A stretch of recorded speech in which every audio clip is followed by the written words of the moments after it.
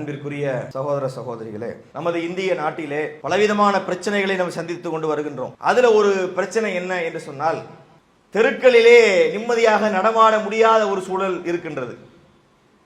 அது ஒரு பக்கத்தை பார்த்தா திருடன் தொல்லை அப்படியான சிக்கலும் இருக்குது. இன்னொரு பக்கத்தை பார்த்தா இந்த அனிமல்ஸ் உடைய தொல்லை ஒரு பக்கத்தில் கடுமையாக இருக்கிறது. குறிப்பாக தெருநாய்கள் மூலமாக மனிதர்கள் அடையக்கூடிய இன்னல்கள் கொஞ்ச நெஞ்சம் அல்ல. ஒரு புள்ளி விவரம் சொல்றாங்க, 2024 ஆண்டிலே மாத்திரம் 37 லட்சம் நாய்கடி சம்பவம் நடந்திருக்கு இந்தியாவில். ஒரு வருஷத்துல எத்தனை? 1 இல்ல 2 இல்ல 1000 இல்ல லட்சம் இல்ல, 37 லட்சம் நாய்கடி சம்பவங்கள் இந்தியாவில் பதிவு செய்யப்பட்டிருக்கிறது. இது பதிவு செஞ்சது, பதிவுல இல்லாம எத்தனையோ இருக்கலாம். அப்ப கணக்கு போட்டா ஒரு நாளைக்கு 10,000 பேர் கடி வாங்குறாங்க இந்தியாவில். இந்த நாய்க்கடிக்கு ஆளாகி பாதிக்கப்படக்கூடியவங்க எத்தனை பேர்? ஒரு நாளைக்கு 10,000 பேர் என்கின்ற அளவிலே இருக்கின்றது. இது சம்பந்தமாக நிறைய நம்ம வீடியோக்கெல்லாம் கூட பார்க்குறோம். சில வீடியோக்கெல்லாம் நமக்கு பார்க்கவே முடியல, நம்மளே அதை கடத்திடுறோம். ஃபேஸ்புக்கிலலாம் வருது, ஒரு சின்ன பிள்ளைய ஒரு 10-15 நாய் சேர்ந்து கடிக்குது. அந்த வீடியோவை முழுசாக கூட நம்மளால பார்த்து முடிக்க முடியாதுன்னா நம்ம பிள்ளை நமக்கு ஞாபகத்துக்கு வருதா இல்லையா? அந்த மாதிரி விஷயங்களை பார்க்கக்கூடிய நேரத்தில் டக்குன்னு நம்ம பிள்ளை நம்ம மைண்டுக்கு ஞாபகம் வந்துடுது. அப்ப ரொம்ப ஒரு வேதனையான ஒரு விஷயமாக அது இருக்கின்றது. ரொம்ப மோசமான ஒரு நிலை. நம்ம அன்னைக்கு ஒரு ஊருக்கு போயிட்டு வர்றோம், ஒரு தெருவை கடந்து வரணும், 30 நாய் நிக்குது. நமக்கே பயந்து நிக்க வேண்டியிருக்கு. ஏன்னா ஒரு நாய் கடிச்சு எல்லாமே வாய் வச்சோம். ஒரு நாய் கடிக்க ஆரம்பித்தால் நல்லா இருக்கிற நாயும் சேர்ந்து கடிக்கும். இயற்கையிலே அது அப்படிதான் இருக்கு. அப்ப அப்படியாக தெருக்கள் எங்கும் நாய்கள் கூட்டம் கூட்டமாக திரிவதை பார்க்கின்றோம். ஆரம்பத்தில் என்ன செய்வாங்கன்னா கொஞ்சம் கண்ட்ரோல் பண்ணுவாங்க, அதை பிடிச்சிட்டு போய் இது பண்றது அதெல்லாம் நடந்தது. இப்ப பார்த்தோம்னா இந்த நாய் பிரியர்கள் என்று ஒரு கூட்டம் இருக்கு. நாய் பிரியர்கள் யாரு? மனுஷர்களே ப்ளூ கிராஸ் என்ற பெயரிலே, விலங்கு நல ஆர்வலர் என்ற பெயரிலே, இந்த பீட்டா என்ற பெயரிலே, இன்னும் பல பெயர்கள்ல இந்த நாய்கள் மீது இரக்கம் கொண்ட சில பேர் என்ன செய்கின்றார்கள்? மனிதர்களாக பிறந்து விட்டார்கள்.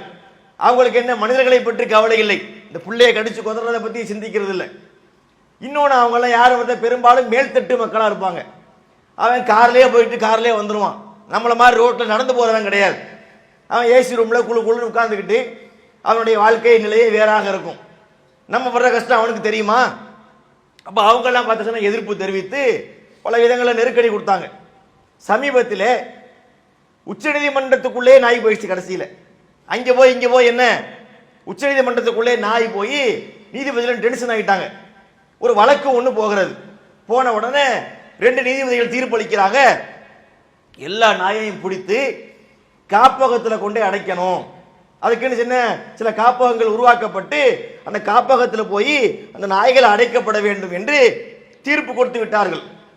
மக்களுக்கெல்லாம் ஒரு நிம்மதி, பரவாயில்ல இவ்வளவு நாள் கழித்து இப்படி ஒரு தீர்ப்பு வந்திருக்குது என்று நினைத்து மகிழ்ச்சி அடைந்து ஒரு வாரம் கூட போகல, அந்த வழக்கு மறுபடியும் மேல்முறையீடு பண்ணப்படுது. இந்த நாய் பிரியர்களாலே மீண்டும் மேல்முறையீடு பண்ணப்பட்டு அதுக்கு பயங்கரமான வாதங்கள்லாம் பண்ணி இப்ப இன்னைக்கு ஒரு தீர்ப்பு வந்திருக்கிறது. என்ன தீர்ப்பு வந்திருக்கிறது? எல்லா நாயையும் பிடிச்சி காப்பகத்தில் அடைக்க கூடாது.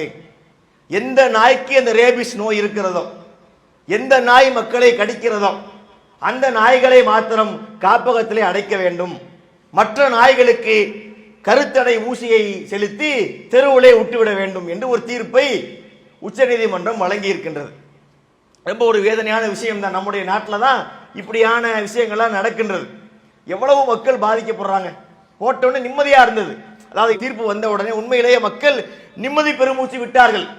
அதை பார்த்தா ஒரு வாரத்துக்குள்ள அதுக்கு மாற்றமான ஒரு சூழ்நிலை உருவாகி இருக்கின்றது. நம்ம என்ன கவனிக்க வேண்டியிருக்கு அப்படின்னா, நாம ரொம்ப எச்சரிக்கையா இருக்கணும். இவங்க முன்ன பின்ன சொல்லுவார்கள், நாளைக்கு இதையும் கூட மாத்தினாலும் மாத்துவாங்க. இப்ப என்ன சொல்லியிருக்கிறாங்கன்னா, இந்த வெறி பிடிச்ச நாயை அடைக்கணும்னு சொன்னாங்களா, நாளைக்கு அதுக்கு ஒருத்தர் வழக்கு போட்டாலும் போடுவான், மேல்முறையீடு போனாலும் போவான். கடைசியில் என்ன, அதை விட்டு கடி வாங்கி சாகுங்கன்னு கூட தீர்ப்பளிப்பதற்கு வாய்ப்பு இருக்கிறது.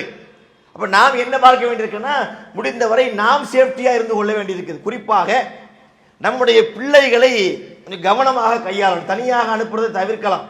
தெருக்கல்ல போய் இந்த கடைக்கு போயிட்டு வா, அங்கே போயிட்டு வான்னு அனுப்பு 2 சிக்கல் இருக்குது. ஒன்று என்ன, அது பலவிதமான வக்கர புத்தி கொண்டவர்களும் இருக்கின்றார்கள். குறிப்பாக பெண் பிள்ளைகள் மீது ரொம்ப அக்கறையோடு நம்ம நடந்து கொள்ள வேண்டியிருக்கிறது.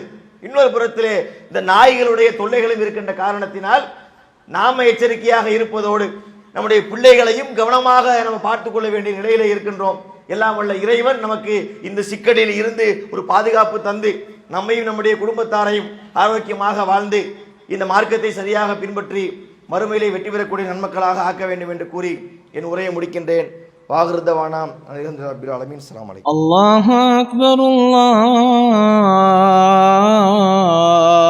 அக்பர்.